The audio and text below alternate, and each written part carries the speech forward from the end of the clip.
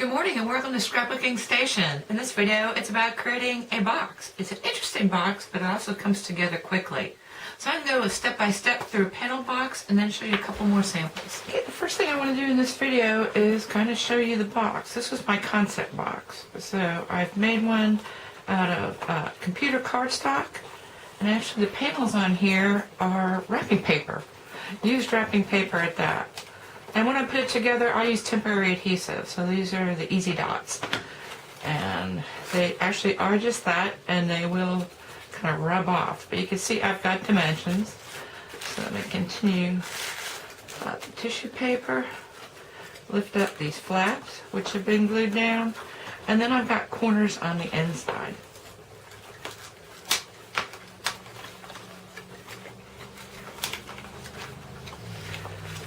Okay, so I've got that all unfolded. I've got some numbers on here, which I will leave you those numbers and those dimensions. But the first thing I want you to notice is this is a piece of 8.5 by 11 cardstock. So you can get started without manipulating this base card at all. So let me bring in my paper trimmer and we'll start scoring.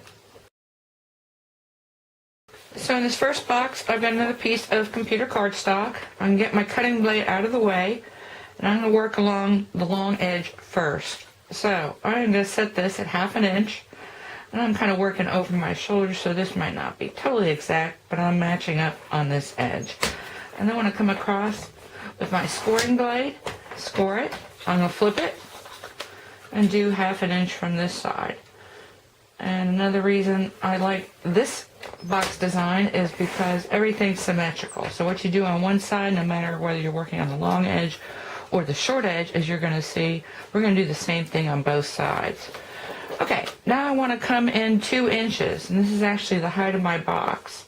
So rather than add 2 1/2 inch, if you're mathematically challenged, you just set your score line at 2 inches. And again, I'm going to do this on this side, and then I'm going to flip it, set my score line, my first score line on 2 inches, which would be 2.5. And that is the end of my long ways scoring. So now I'm going to flip it the other way. Let's start the same way. I need 1/2 inch from both sides. So I'm going to set the edge of my paper up on 1/2 inch. Make sure that's square against this edge, both sides.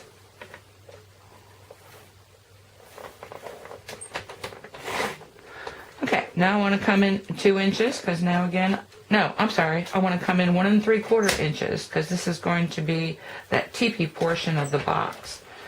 So I'm going to flip it this way. I'm going to set my score line at 1 3/4.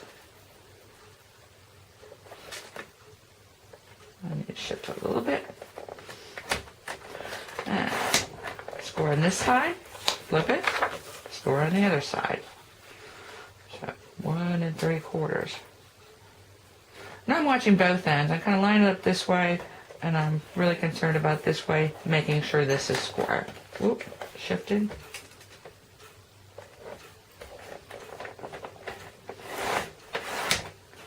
Now I want to come in 2 inches from this score line on both sides. So I'm going to set that up at the 2 inch score line. I do kind of check this edge to make sure at least it's square on something, because I'm working in 1/4 inches. And then I want to come in 2 inches from this score line.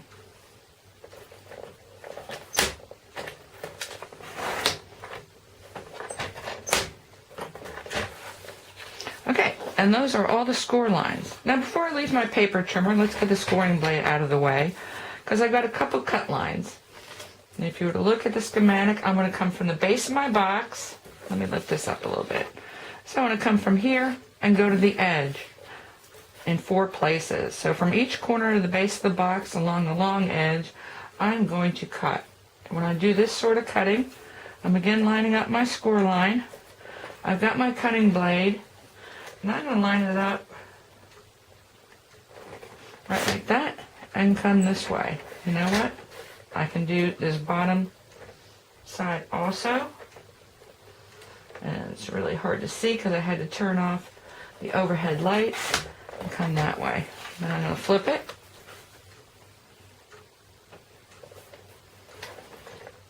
And do the same thing on this side. So come from here and go this way. Oop, shifting that a little bit. And then find that center point or that meeting point and come this way. Okay, I was a little off. Like I said, I'm working over my shoulder, but if you were spot on over it, this would be spot on cutting. So now I'm going to put this away and take out my large scissors. So now what I'm going to work with are these side portions. And so the first thing I want to do, this is your fold over flap, this 1/2 inch on each side. So I'm going to take some large scissors and I'm going to kind of slant this in because like I said, this is going to fold over and you don't want it running against the box. Now the next thing I'm going to do, this top edge is not going to show. So I'm just going to kind of line up my scissors and head to this other corner. So it's going to be straight enough so that I can use it. And like I said, it doesn't have to be super persnickety. And I'm going to do that on all 4 of these sides. So again, I'm going to come in at an angle on a slant to that node and then kind of just head over to this other corner. Let me finish up on all 4 sides.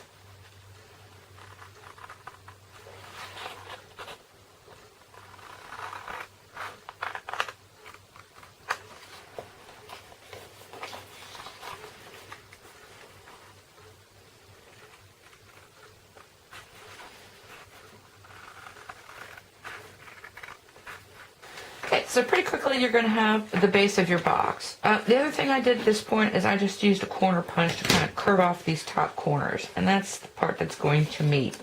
Okay, now you're ready to add the gravy or decorate your box. And if you're going to stamp it or heat emboss it, just remember if you've got a directional paper or stamp, you want to make sure that this is the bottom of your box, and so the outside is always going to be up and the inside's always going to be down. Now I've got a double-sided pattern paper. This is an oldie from Stampin' Up, and so this is going to be another kind of Valentine's Day box. And when I panel, I like to cut a little bit inside of what this measurement is. And so I know I've got a 2-inch height, so I cut a strip 1 7/8 inch long, and then I snipped it. So this is, I think, what is this measurement? It is going to be 2 inches. So I cut it 1 7/8. This is a 3.5. So 3 3/8, 1 7/8, 3 3/8. And so if you have a 12-inch piece of paper, when you position these, and again, remember my direction up is out, I'm going to position them like so. Now on this top flap, the teepee portion, it's only 1 3/4.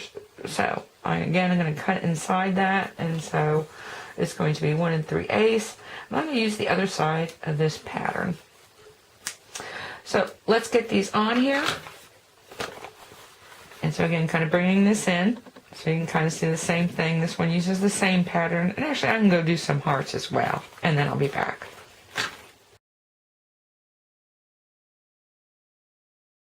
Okay, once you've got the basic decorations, and I just wanted to show you these hearts. It's actually just cardstock that I clear embossed, and then I used a couple heart framelits. And these came out of a couple collections, but I bet you'll find that you've got little hearts too. So I just cut some out of the clear embossed gray and the clear embossed red and placed them. Now you're ready to assemble. And so the first thing I'm going to do is fold over these sides, because that's the easiest. They're actually just decorative to kind of give a nice top edge to your box, because this is going to show a little bit, and this way you've got a nice smooth edge. And so this is the inside of my box, the side that's not decorated. Just want to fold and hold that. And then the other thing you want to do is on the outside, each of these corners, triangle pieces, have glue on them. So I'm going to do 2 at once. Well, I'm going to try and do 2 at once. Isn't that always the case when you're trying to video? Your glue gets kind of mucked up. And so these are going to come to the inside, so I'm going to make sure that's out of the way. Bring these up, square up my corners, and then hold it in place. And then I'm going to do the other long side. So that's what it looks like on the inside. You've got your 2 corners overlapping just a little bit. me hold that, set that, and then I'm going to do this side.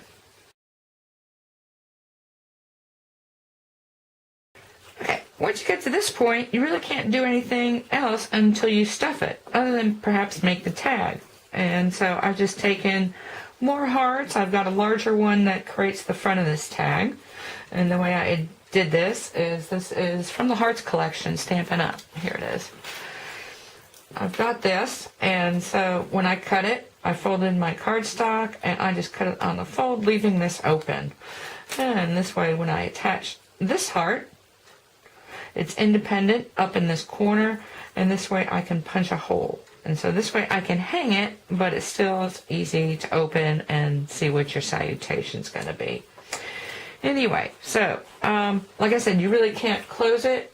I'm going to go ahead and finish up this box and use those temporary adhesive dots again. This way I can go ahead and punch a couple holes and hang the tag. Now, can it be any easier? Actually, it could be. And I'll just be back with another sample.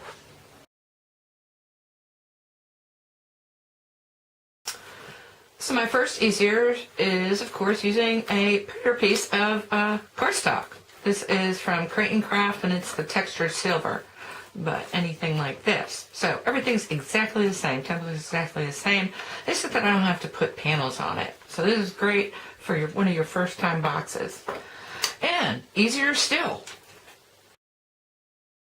Okay, that was the photo of the cutout. And so let me bring in this template, because I've already constructed this. Again, using a prettier cardstock. This is Crate & Craft. I think it's called bold foils. I don't know, something like that. But it's a thicker kind of cardstock. And so, if you look at the template, the only thing I'm doing is going to skip these fold over sides.